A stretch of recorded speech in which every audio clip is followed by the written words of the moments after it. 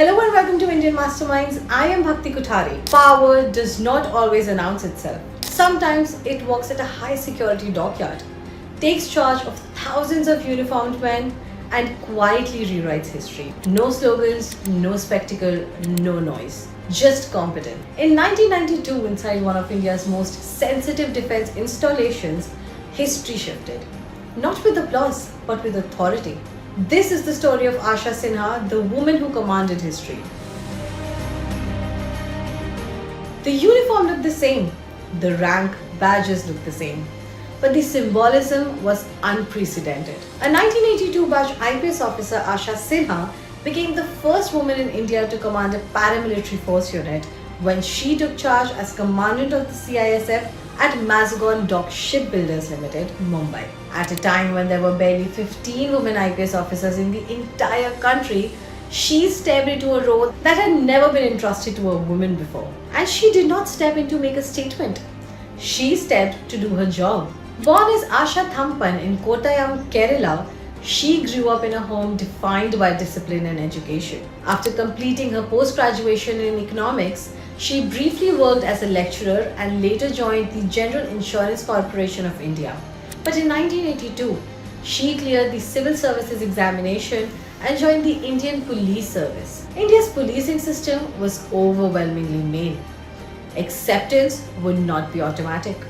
It would have to be earned.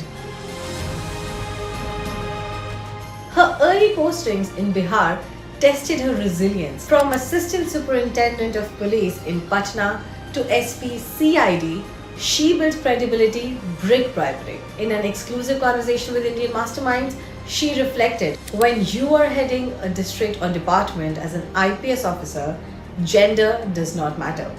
You are fully trained and legally empowered to lead.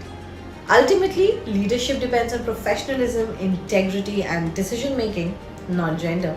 She did not demand space. She created it through her performance. In 1992, on central deputation to the CISF, she was posted as commandant at Mazagon Dock, a sensitive defense installation. An all-male force, a complex labor environment, organized criminal elements operating within the ecosystem. She strengthened security protocols, reduced theft drastically, addressed labor tensions, and restored discipline. Then came the 1993 Mumbai serial blasts.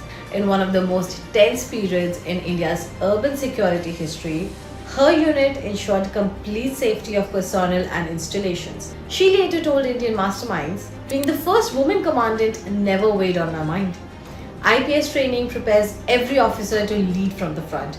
I simply did my job. Leadership, she proved, is not about symbolism. It is about steadiness when systems are under stress.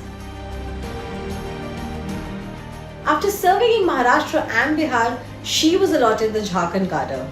There she became the first woman IPS officer to head both the Intelligence Special Branch and the CID in the state. In 2009, after the killing of Inspector Francis Indwar by Naxalites, a moment widely seen as an intelligence failure, she was chosen to head the state intelligence wing. Low morale, high insurgency threats, crucial elections approaching. She rebuilt the intelligence network and ensured peaceful Lok Sabha and Assembly elections despite severe Naxal challenges. Calm, systematic, uncompromising. When she joined the IPS, there were no mobile phones, no cybercrime units, no digital surveillance systems. Over 4 decades, she witnessed policing transform entirely. From manual case diaries to technology-driven enforcement, from insurgency operations to intelligence modernizations. Her later roles included Inspector General Training, Additional Director General CID, Director General and Commandant General Home Guards and Fire Services, and eventually Director General of Police. In 2010, she was awarded the President's Medal for Meritorious Service. Balancing a 24/7 policing career with family life, raising 2 children, managing constant transfers, she credits discipline and a strong support system. Her guiding principles were simple. Be sincere, never lobby. There is no good or bad posting. only opportunity. Today, dozens of women IPS officers pass out every year from the National Police Academy. Women head intelligence wings, they command battalions, they rise to DGP ranks. But that road was not always wide. It was widened by pioneers like Asha Sinha. Her career was not about breaking glass ceilings for applause. It was about strengthening institutions so that others would not have to break them again. Some leaders dominate headlines, others define standards. Asha Sinha belongs to the second category. From Kottayam to commanding a paramilitary force, from intelligence crisis to election security, from a handful of women in uniform to a new generation of leaders, her story is not just about being the first. It is about proving that leadership has no gender, only character.